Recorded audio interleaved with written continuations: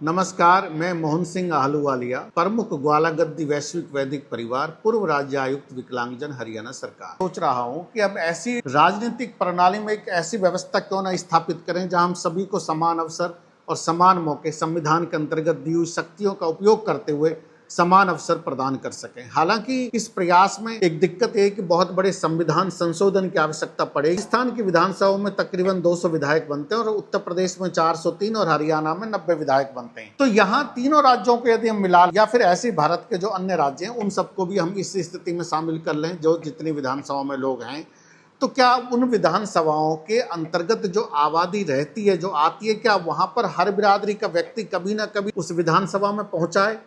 तो आप देखोगे कि नहीं पहुंचा। बहुत सारी बिरादरियां जिन्होंने आज तक विधानसभा नहीं देखी, जिन्होंने आज तक लोकसभा नहीं देखी, जिन्होंने हरियाणा में विधानसभा लोकसभा देखी है, उन्होंने हो सकता है मध्य प्रदेश में नहीं देखी हो। जिन्होंने मध्य प्रदेश, उत्तर प्रदेश, महाराष्ट्र, छत्तीसगढ़ में देखी है, उन्होंने हरियाणा में ना देखी हो। तो एक ऐसी संरचना में हम घूम रहे हैं जहां पर राजनीतिक द्वेष भी आपस में बढ़ता है। तो मैं एक बात आप सबके सामने शेयर करना चाहता हूं जिससे व्यक्ति का आत्मबल, बिरादरियों का सम्मान और सामाजिक समरसता का स्वरूप बढ़े।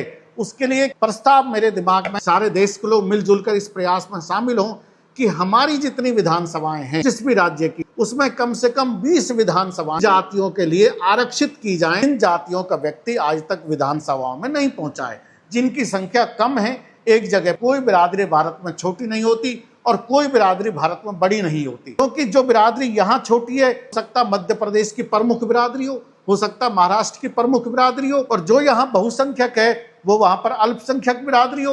तो इसलिए भारत का सारा ढांचा अलग अलग तरीके से बटा हुआ है और सारी जात बिरादरियां मिलकर के भारत बनता है, सशक्त राष्ट्र बनता है, सशक्त धर्म बनता है, सशक्त जातियां बनती है और सम्मान बनता है। यदि धार्मिक आधारित व्यवस्था को भी विभाजित करके देखूं, मैं पाऊंगा हर धर्म में अलग अलग बिरादरियां हैं। तो मैं आपसे सिर्फ इतनी बात कहना चाहता हूं कि हम 25% रिजर्वेशन या 20% रिजर्वेशन अपने राज्यों की विधानसभा में उन बिरादरियों के लिए आरक्षित करते हैं जिनके प्रतिनिधि आज तक विधानसभा में नहीं पहुंचे। एक रोटेशन प्रणाली विकसित कर दें जहां पर इस बिरादरी का व्यक्ति अब इस विधानसभा में आया है, यहां पर ही बिरादरी की संख्या कम है, तो अगली बार यहां पर कम संख्या वाला दूसरी बिरादरी का व्यक्ति आएगा। इस रोटेशन को करते ही सामाजिक समरसता एक बहुत बड़ा ग्राफ भारत का ऊंचा उठेगा। देश एकता के, जुटता के प्रयास में पूरी तरीके से आदर्शवादी सोच के साथ आगे बढ़ेगा। तो क्यों नहीं हिंदुस्तान के समस्त विधानसभाओं में उन राज्यों की सबसे कम संख्या वाले लोगों के लिए 20% आरक्षण विधानसभा और लोकसभा में आरक्षित किया जाए। आप सबका इस पर क्या विचार है, जरूर आप मुझे बताइएगा।